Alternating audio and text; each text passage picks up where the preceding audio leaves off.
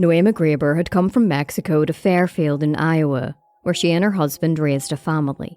As a devoted Spanish teacher, her sudden disappearance one November afternoon in 2021 left her students deeply troubled. As detectives began their investigation, a local resident came forward. He reported seeing two teenagers driving Noema's car after her disappearance.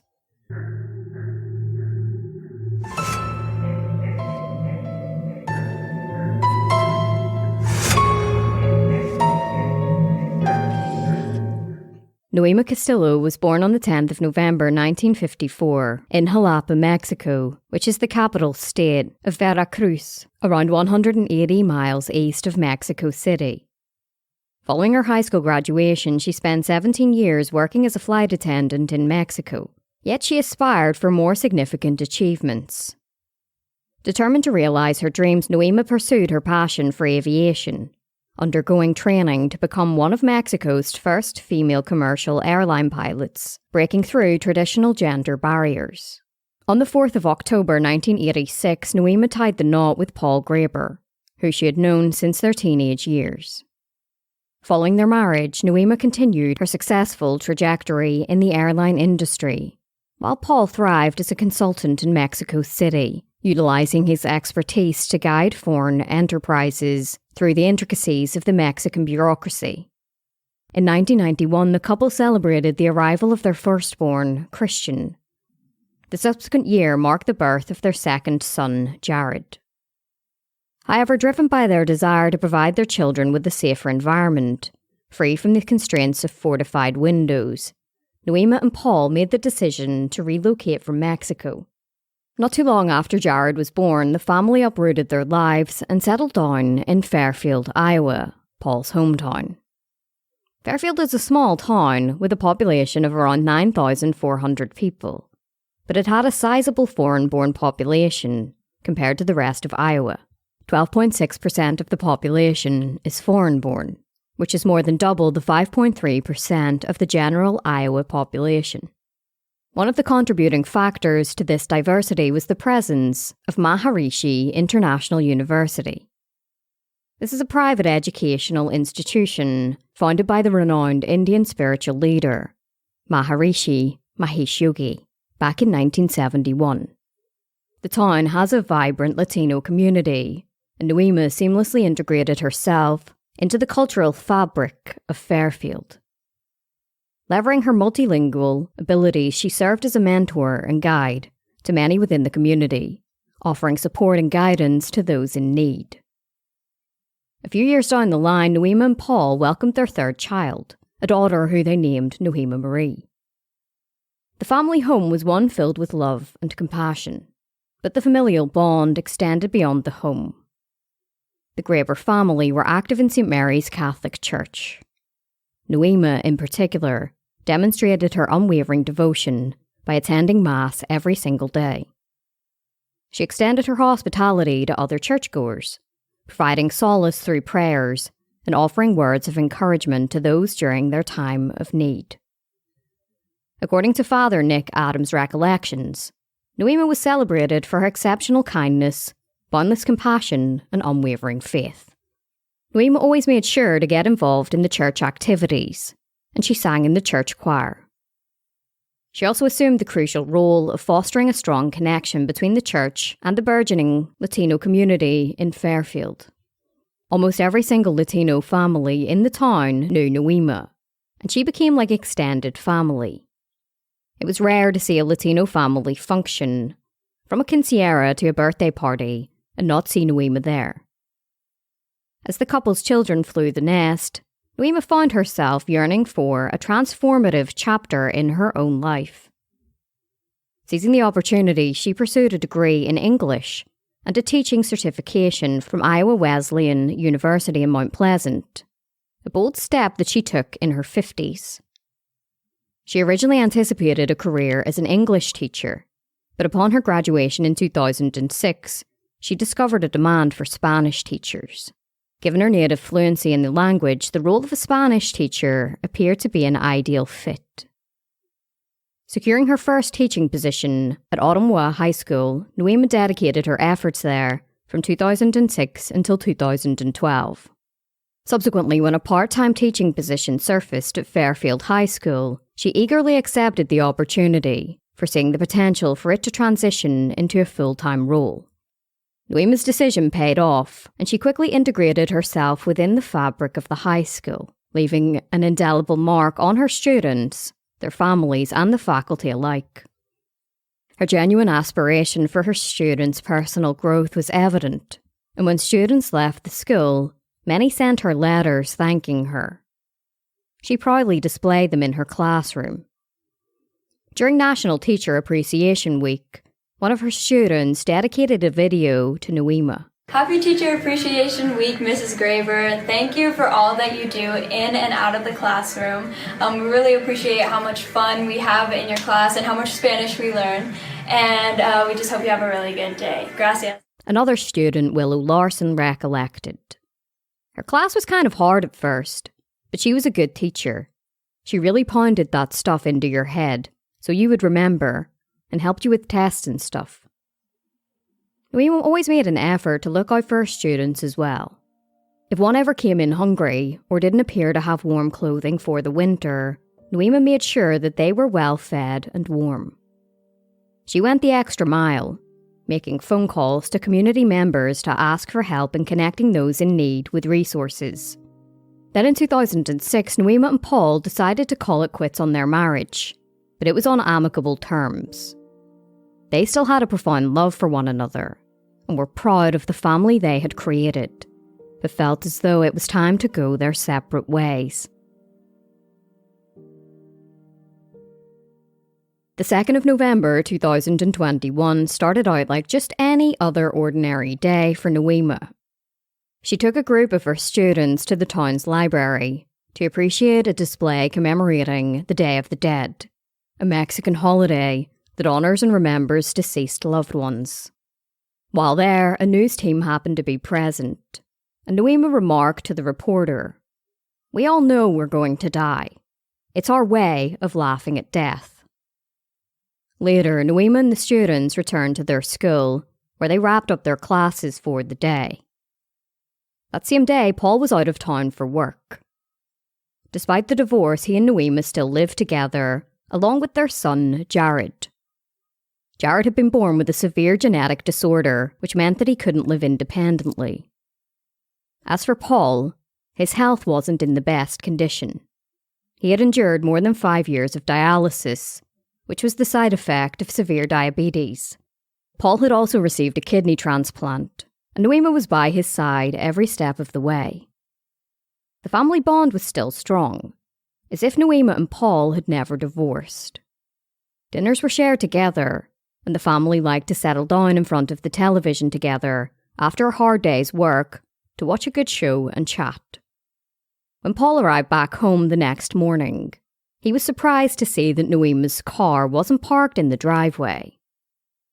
He put his key in the lock and proceeded through the home, only to find that Noema wasn't there.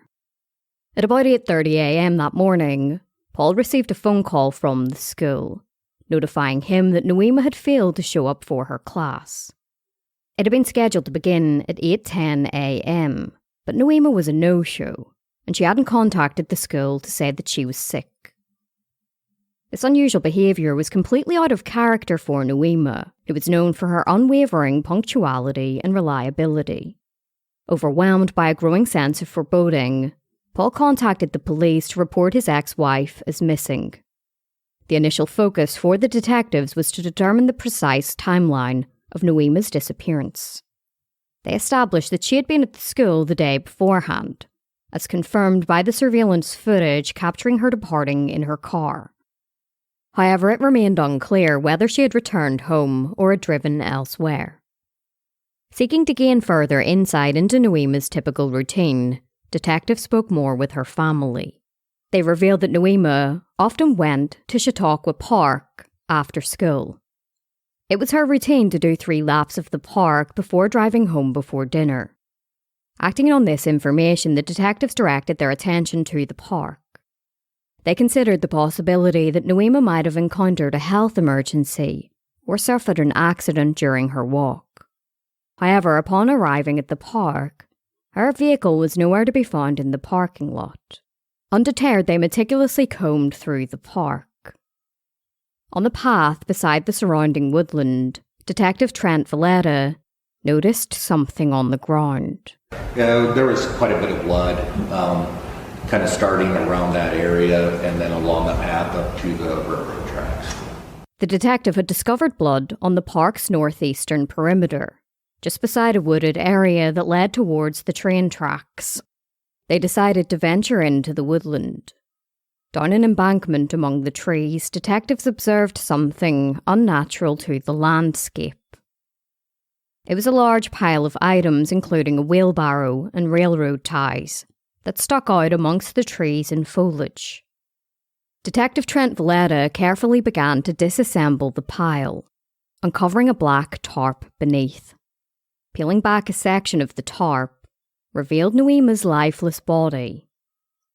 She was cold to the touch with evident signs of a severe head injury, with blood marring her face and hair. You can see pretty clearly that there's no visible injuries on the front of her body or legs or arms.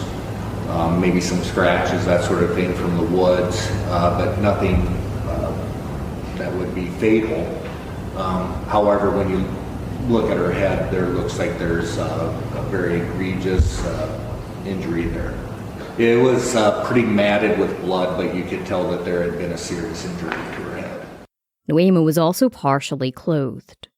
She was just wearing a bra. Her pants were kind of down around her ankles. It was pretty easy. When we were standing there, we started looking around. We could see that, I think she had a turtleneck sweater was up in the trees. Had been thrown up in the trees, and another shirt had been thrown up in the trees. They weren't well hidden, but she was partially nude when we recovered her. Based on the blood evidence at the scene, it appeared as though Noema had first been attacked on the path. Detectives believe that she was then dragged into the forested area away from view, where she was ultimately killed by a heavy blow to the head with some kind of heavy object. The evidence also suggested that Noema's body had been moved with the wheelbarrow before it collapsed. So the investigation showed several different times that a wheelbarrow was used to essentially transport the body of Nohema Graber. It appeared that they didn't calculate weight and what the wheelbarrow could hold, so the wheelbarrow essentially broke apart, which is, I could only speculate that's why it was left there. It would not have been easy to carry out. But it was part of the plan to move her in that wheelbarrow. The area was covered in crime scene tape as Noema's body was transported to the medical examiner's office. Dr. Michelle Cavalier was tasked with performing the autopsy. She determined that Noema had died from blunt force trauma to the head. News of Noema's murder quickly spread throughout the area, and the community grappled to make sense of the senseless nature of what had happened.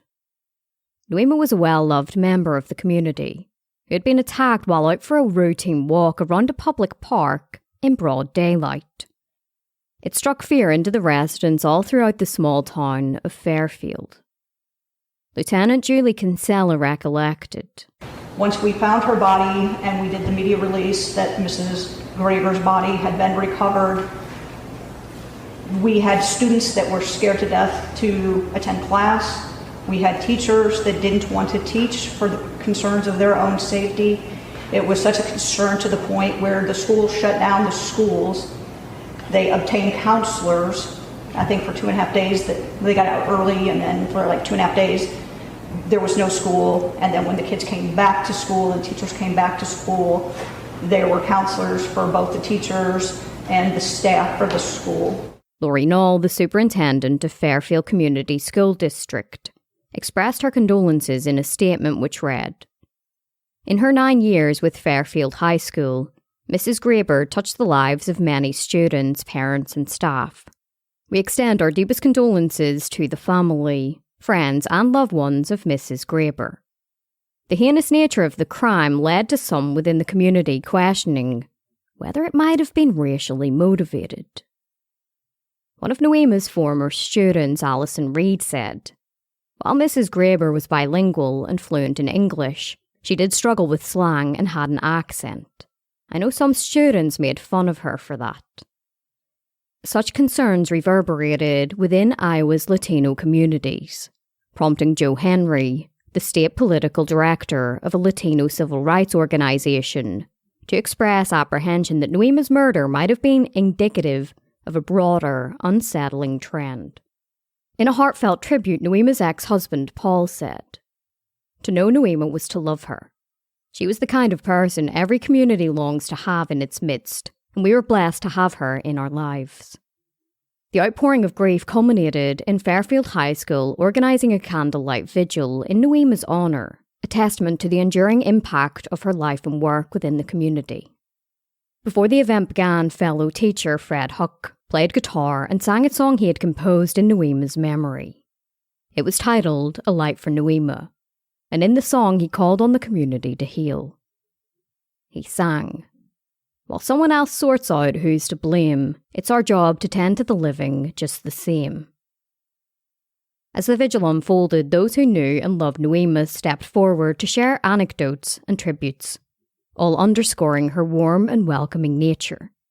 Maria Jimenez, in particular, expressed that Noema had seamlessly integrated herself into the fabric of the Hispanic community, endearing herself to each and every member who regarded her as an integral part of their extended family.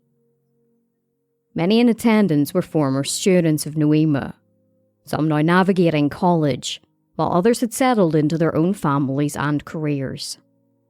The sheer magnitude of the candlelight vigil stood as a testament to the profound impact that Noema not only had on the lives of her students, but also on the entire community. As the tributes for Noema continued to pour in, detectives delved deeper into the mystery surrounding her murder. Their investigation led them to scrutinise surveillance footage obtained from Fairfield High School, the park where her lifeless body had been discovered. They were hoping to ascertain if anybody had followed Noema from the school, or if any suspicious vehicles or people had been lurking in the vicinity. The footage captured Noema leaving the school alone, heading to the park at about 4 p.m. Approximately 42 minutes later, her vehicle was seen leaving the park, but it wasn't Noema behind the wheel. Instead, two elusive figures that appeared to be teenage boys had taken control of her vehicle. A theory began to formulate that Noema had been killed by these two teenage boys, but their identities remained elusive due to the grainy nature of the surveillance footage. Detectives embarked on a round of interviews with the residents living in the vicinity of the park. One eyewitness claimed to have seen two teenage boys hastily driving off in Noema's vehicle. Another report surfaced from a man who recounted a peculiar sighting the night before Noema's body was discovered. He had spotted a solitary teenage boy pushing a wheelbarrow in the direction of the park. It was a seemingly innocent sighting at the time, but now became significant in the wake of Noema's murder, as her body was concealed underneath a wheelbarrow. The detectives were determined to locate the pair of teenage boys, and they found their breakthrough in the form of a timely and promising tip. That afternoon, a teenage boy named John Burnett appeared at the Fairfield police station. He said to the officer at the desk that he had information about Noema's murder. He was taken into a separate room, where he said that his 16-year-old friend, Jeremy Goodale, had confessed to killing Noema over the messaging app Snapchat. In subsequent posts, Goodale brazenly implicated another one of his friends, 16-year-old Willard Miller, stating that they had orchestrated the murder of Noema together. His digital trail unveiled a premeditated plot, with Goodale detailing their elaborate planning leading up to the fateful day. As it emerged, both Goodale and Miller had been students of Noema's, but it was Miller's plummeting grades that served as a catalyst to the murder. His bad grade in Spanish was damaging his GPA, and he decided that the only way to improve his grade was to get rid of his Spanish teacher. On the day of Noema's disappearance, she had a meeting with Miller in her classroom, unaware that he was already conspiring to kill her that afternoon. The two teenagers meticulously monitored Noema's routine, identifying Chautauqua Park as the prime location for their plot. It was relatively secluded and offered the perfect setting for the murder. They decided that they could quickly dispose of any evidence without interruption.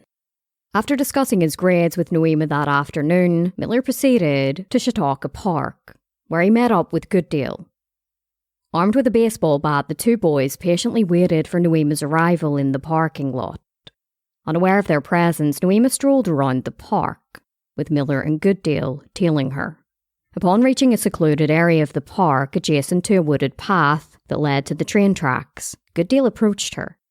He was wearing a mask, and he frightened Noema. He took the mask off, revealing to Noema that it was one of her students. She smiled at him, and he smiled back. Before she got the chance to say hello, Miller snuck up behind her and struck her on the head with the baseball bat. Subsequently, Miller and Goodale hauled Noema into the woodland, where Goodale too raised the bat and delivered another fatal blow. Once Noema lay lifeless, Miller and Goodale stole some of her belongings, including her car keys and classroom keys. They drove away in her vehicle, eventually abandoning it on Middle Glasgow Road, which is a remote rural route. From here, Miller and Goodale walked on foot before they texted a friend named Habib Zain and asked him to collect them in his car. Much like John, Habib also spoke with detectives. Yes, he told law enforcement that approximately 4:50 or so p.m. on November 2nd, he was contacted by Jeremy Goodale and asked for them to be picked up on Middle Glasgow Road. We were able then to find camera footage which corroborated what Mr. Singh said. It shows two males walking down the road and then Mr. Singh's car coming into a driveway to pick them up. Following the Snapchat information from John, detectives swiftly located and apprehended Miller and Goodale. Miller was the initial suspect brought in for questioning at the police headquarters, where he was held without his mother's presence. He signed a juvenile waiver and was informed that the discussion pertained to his teacher, Noema. In the early stages of the interrogation, Miller referred to Noema as an asshole, citing her alleged unfair grading practices that adversely affected students' GPAs. When the conversation shifted to Noema's murder, Miller staunchly denied any involvement. Detectives then presented him with the incriminating evidence, refraining from revealing the Snapchat content at that moment. They informed him that he had been identified as one of the teenagers spotted in Noema's car post-murder, and also as the figure observed near midnight with a wheelbarrow. Confronted with the evidence, Miller altered his narrative, conceding that he was present during Noema's murder, but asserted that he wasn't involved. He claimed to have chanced upon a group of youths carrying Noema's lifeless body in the park. According to his account, when they noticed him, they coerced him into fetching a wheelbarrow to transport her and compelled him to take her van from the park. Detectives knew that this was false based on Goodale's Snapchat confession. When he was presented with this, Miller eventually admitted that he was there when the murder occurred. However, he distanced himself from the murder and claimed that it was Goodale who carried it out. According to Miller's account, he played a role in orchestrating the murder, but claimed to have merely served as a lookout, while Goodale delivered the fatal blows to Noema. Miller admitted that initially, they had left Noema's body exposed in the woodland, only to later fear potential discovery. They decided to relocate the body, with Miller using a wheelbarrow from his home to conceal her remains beneath railroad ties and a tarp within the park. Simultaneously, detectives obtained search warrants for Miller's home. In his bedroom, they came across a baseball bat and blood-stained clothing. Furthermore, a search warrant for his computer revealed incriminating searches about the potential consequences for a student's grades if a teacher were to pass away or suffer severe injury during the term. In his bedroom, they discovered a baseball bat and blood-stained clothing. A search of his cell phone uncovered an ominous list, which had included items such as a baseball bat, hammer, knife, garden gloves, plastic gloves, trash bags and wet wipes. As Miller was arrested following his interrogation, Goodale sat down and spoke with detectives. However, his version of events diverged from Miller's. While Miller attempted to distance himself from the murder, Goodale claimed full responsibility. He said that Miller had initiated the attack, while he had dealt the fatal second blow. He kind of gave me like a nod, saying, like, here she comes. And I gave him the signal that it's all clear, and she walked by, and he hit her in the back of the head, and then I said, like, holy shit, make sure she's dead. So we hit her a couple more times, and then I dragged her off towards the access trail, and then I wasn't sure if she was alive or not, and I took the bat and I made sure that she wasn't alive or breathing, and then Chad wasn't there at that moment. He was standing out on the trail, I guess making sure that nobody else is coming along. Miller and Goodale were subsequently charged as adults with first-degree murder and conspiracy to commit first-degree murder. As per Iowa law, cases involving juveniles aged 14 and above can be transferred to adult court. Each of them were ordered to be detained on a $1 million bond, prompting Miller's defense attorneys to file a motion seeking a reduction. The defense argued that Miller had no prior criminal record or school disciplinary infractions, proposing that with a lowered bond, Miller would abide by GPS monitoring and remain under constant adult supervision. The prosecution opposed the motion, highlighting the severity of the charges against Miller and his numerous self-incriminating statements. They contended that no conditions of release could guarantee the safety of the community where Miller resided. Moreover, the prosecution deemed the suggestion of home supervision inadequate, citing that the crime had occurred while Miller was presumably under the supervision of his parents. On the 12th of November, both Miller and Goodale were formally indicted with first-degree murder and conspiracy to commit murder. They both pleaded not guilty to all of the charges against them, and both waived their right to a speedy trial. This meant that prosecutors wouldn't have to try them within 90 days of them being charged. Shortly thereafter, both Miller and Goodale's defense teams tried to get their bonds lowered in court. Goodale's defense attorney, Nicole Jensen, argued that her client had lived in Fairfield his entire life, and said that his father, who worked in construction, could likely post $10,000 bond at most. She said that Goodale didn't have a passport or a driver's license, so didn't have the ability to flee from the prosecution even if he wanted to. Assistant Iowa Attorney General Scott Brown, however, argued that the bond should actually be increased to $2 million. He highlighted the extremely brutal nature of the murder, along with the evident planning that went into it as the reasons to warrant such a high bond. Judge Joel Yates ultimately denied the request to lower the bond, and it remained at $1 million, cash only. When that failed, Miller's defense attorney requested that his client be tried as a juvenile instead of an adult. If the judge agreed and Miller were convicted as a juvenile, he could be released in less than 24 months. Goodale's defense attorney followed suit and requested that his case be transferred to juvenile court as well. While this was ongoing, both Goodale and Miller requested that all of their hearings remain closed. District Attorney Chauncey Moulding argued that they should be open and commented, "There are no secret murder trials in America." The judge rejected their request, which meant that the preceding court hearings would be open. Come April, Goodale attempted once more to have his case transferred to juvenile court, and his defense team appeared in court alongside the prosecution. They had hired psychologist Brenda Payne, who examined Goodale and reported he would benefit from juvenile court treatment and services. She said that she conducted several tests on Goodale and found that he was bright and had above-average problem-solving skills and no mental health issues. She diagnosed him with attention deficit hyperactivity disorder, which affected his impulse control and focus ability. According to Dr. Payne, juveniles with ADHD are very influenced by peers and have difficulty controlling their emotions. During her talk with Goodale, she said that he was grieving for all of the grief he had caused. She said that according to a recent study, a juvenile doesn't have a fully developed brain and doesn't have formed character or personality traits as somebody later in their life. In her opinion, Goodale would benefit from his case being moved on from adult court to juvenile court. Dr. Payne spoke about this in court, but she admitted she hadn't reviewed any police reports about the crime and had only reviewed the juvenile court officer's summary. She further admitted that there was no treatment or services in juvenile court for those who had committed such a crime that Goodale had committed. Assistant Jefferson County Attorney Patrick McGavin then asked whether Goodale was grieving for Noema, classmates, parents, or himself.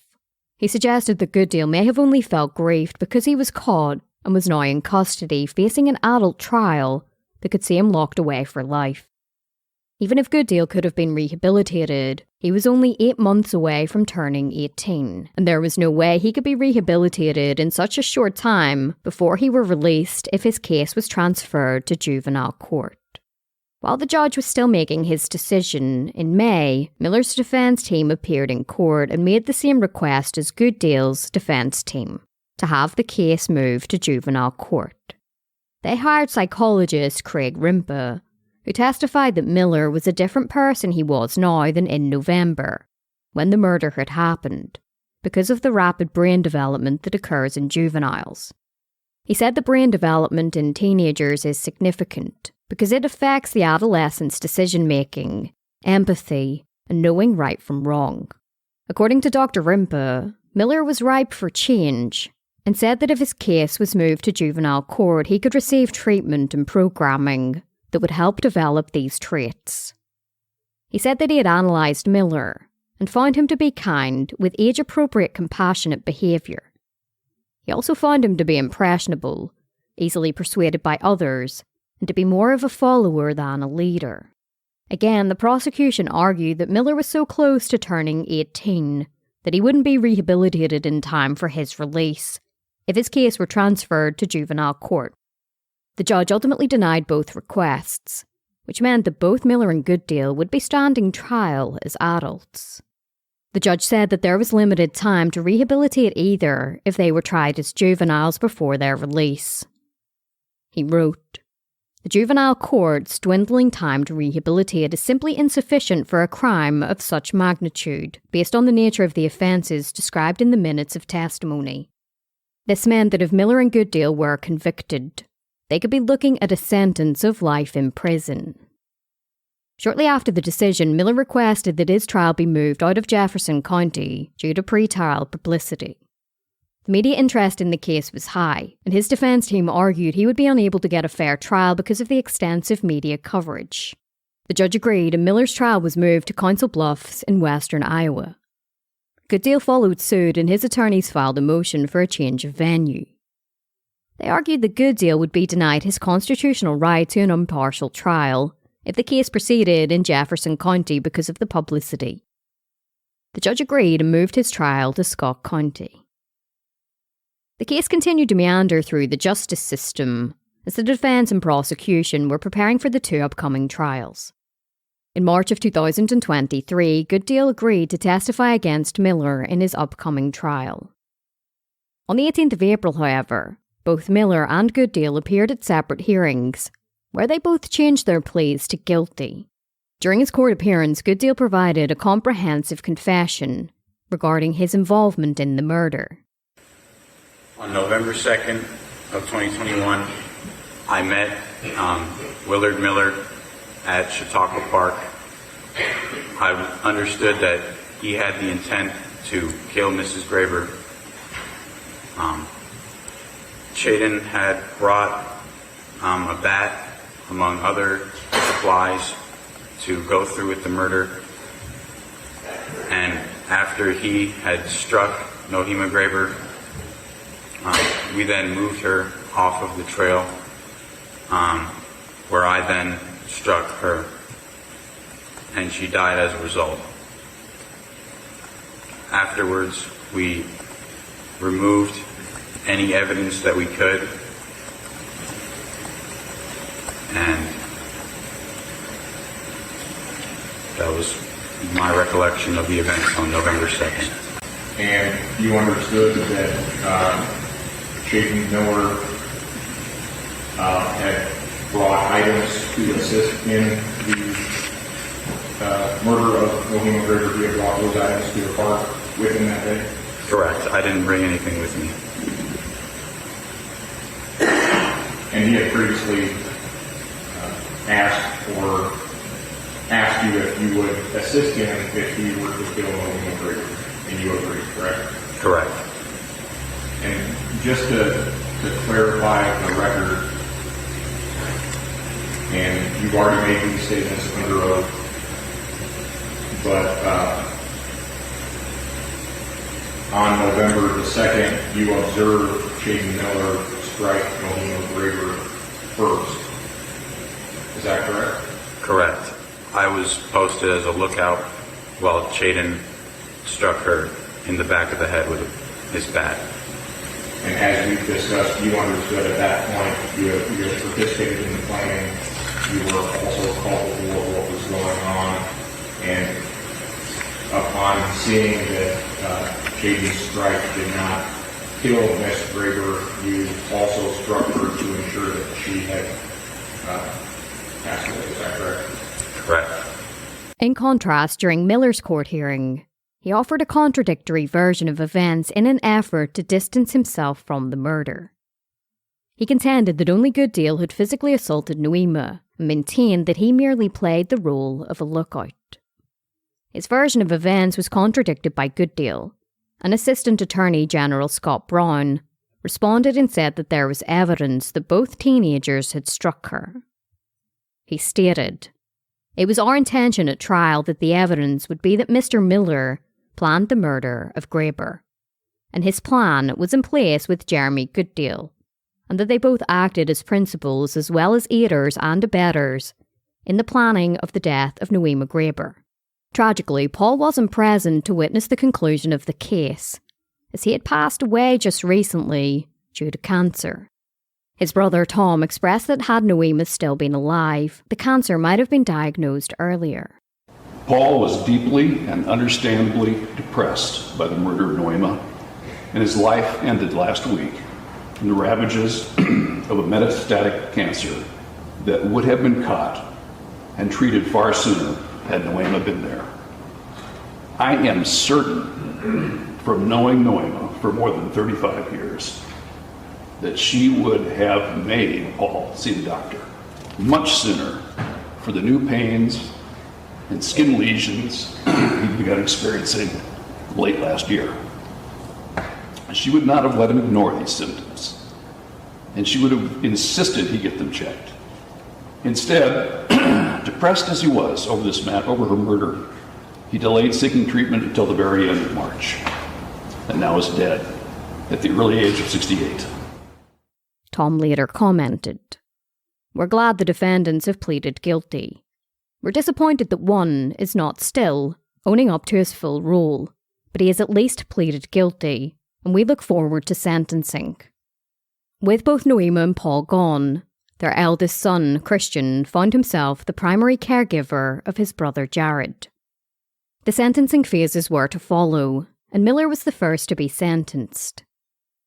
He appeared in court looking solemn on the 6th of July. The public gallery was filled with all of Noema's loved ones. Her family, her friends, and even some students she had taught over the years. Assistant Iowa Attorney General Scott Brown stated, "This was a cruel, heinous act by two individuals. I cannot imagine anything really worse than to be attacked in the manner what she was. For what? A grade? This defendant deserves every day he gets in prison. Every single one." Miller was asked if he wanted to make a statement before his sentence was imposed. He stood before the microphone and said, "I would like to apologize for my actions. First and foremost to the family. I am sincerely sorry for the distress that I caused you and the devastation that I caused your family. I'm realising just the magnitude of my actions. And I know it's wrong, and I knew it was wrong, and yet I still carried through.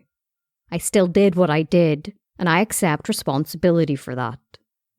He then turned to the judge and asked that he be given a second chance at life. I apologize to all parties, everyone affected, to my community, to my family, to the Grabers, of course. And I ask that I'm given a chance, and I don't want to be institutionalized. I don't want to be in so long that I forget about what matters, where I come from, and what I need to do. During the presentation of victim impact statements, Noema's brother-in-law, Tom, emotionally expressed. This case has had an enormous impact on Noema's family, Fairfield High School, and the Fairfield community at large. Not only was Noema robbed of 30-some of the best years of her life, her murder deprived Paul Graber of the love of his life and certainly hastened Paul's own premature death. It has also had major impacts in the lives of their children, Christian, Jared, and Noema Marie. Noema's son, Christian, also had some words to say. Hello, everyone. I'd like to thank you all for giving me the moment to speak here. I want to keep this kind of short because I'd like to get home soon, but I want to talk to you directly, Shaden. I've got no hate in my heart for you, and I've met your mother on several occasions, and we had good conversations. She seems like a decent woman, and I'll always treat her with kindness and respect. And I met your grandmother yesterday before the funeral of my father, and we had decent conversations. And I feel sorry for you, and I really feel sorry for your mother, your grandmother, and all your family.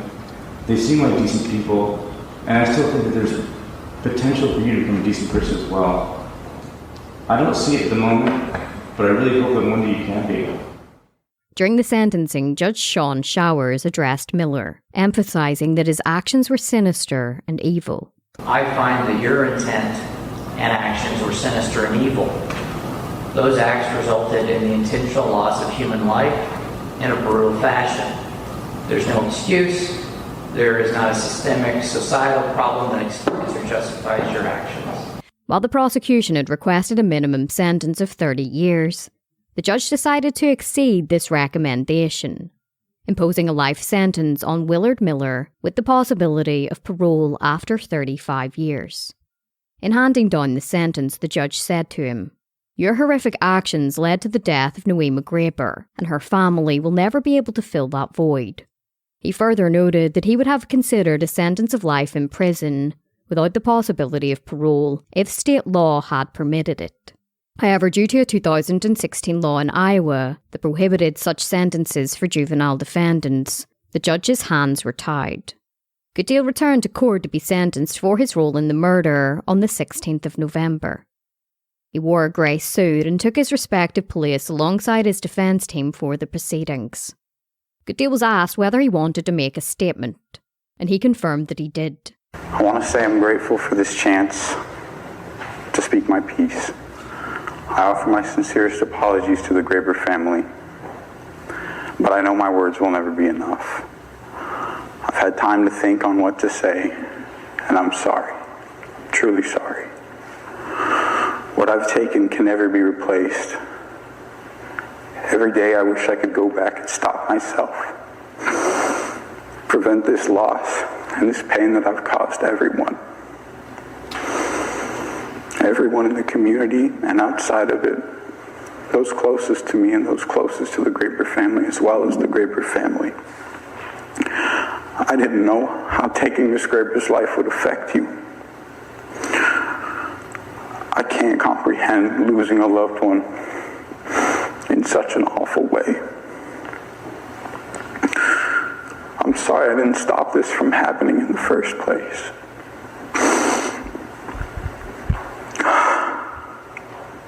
I'm understanding now that Miss Graber meant so much to so many people. She was a support to the community and those close to her.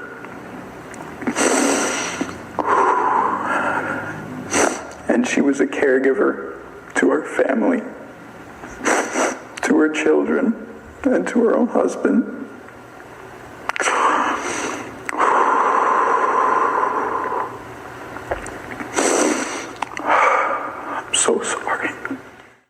After he read aloud his statement, his nose started to gush blood, which halted the proceedings for several moments until it stopped. Poignant victim impact statements were presented from Noema's loved ones again.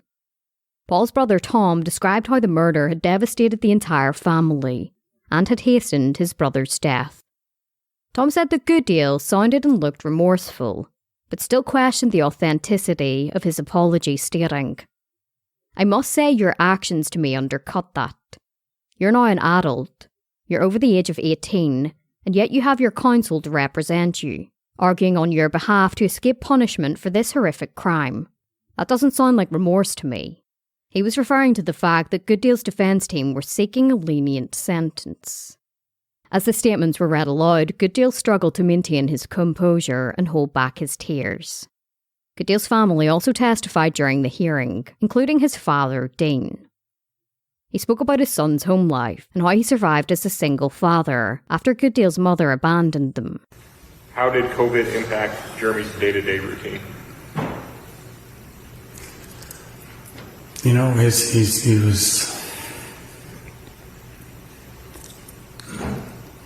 his mom kind of abandoned him. You take your time. Interpersonal relationships were so important to him. And we spent 2.5 years in a global war against interpersonal interactions. It devastated him. He then addressed Noema's family. When this first happened, my first instinct was to reach out to the Graber family. Upon receiving advice from legal counsel, I was advised not to do that.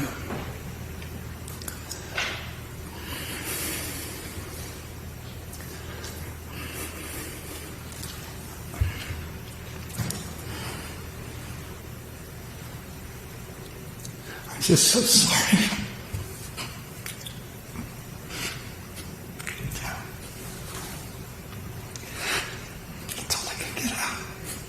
That's fine. Jeremy Goodale was sentenced to life in prison with the possibility of parole in 25 years. In announcing the sentence, Judge Shower said it was clear to him that Goodale was remorseful and didn't take into consideration the repercussions of killing Noema. However, he also noted that Goodale was a smart young man who could have easily stopped the murder from being carried out. The judge also wished Goodale good luck and said he hoped that everybody in the courtroom could eventually heal.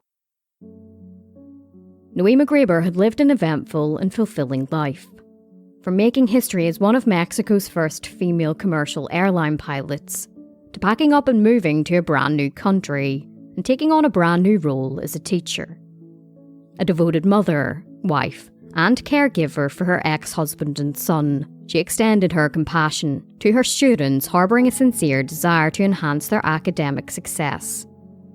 Tragically, the culmination of her altruistic efforts took a devastating turn when one of her students repaid her kindness in the most unimaginable way.